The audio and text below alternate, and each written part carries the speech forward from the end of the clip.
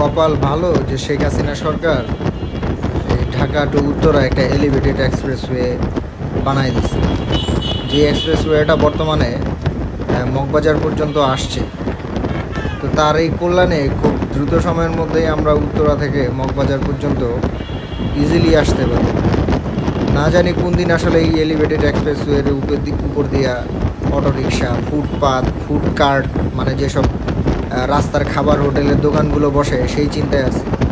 Already Dhaka শহরের মধ্যে যেই অবস্থাগুলো হয়েছে, নিচের রাস্তাগুলো দিয়ে চলাই যায় না, অটোরিকশা আর মানুষের চাপ, আর হচ্ছে যত ফুটপাত আছে, যত ফুটপাতে খাবারের দোকান আছে সব হচ্ছে এই নিচের রাস্তা দিয়ে।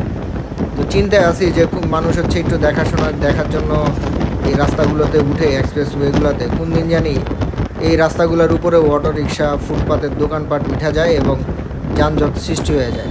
তো ঢাকা শহরের অবস্থা এরকম হয়ে গেছে, যেখানেই ফুটপাত সেখানেই ফুডকার্ট, আর সেখানেই হচ্ছে ফুটপাতের দোকানগুলো দিয়ে পুরোপুরি ঘুরে গেছে। এই হচ্ছে ঢাকা শহরের অবস্থা। বাংলাদেশের মানুষ জীবন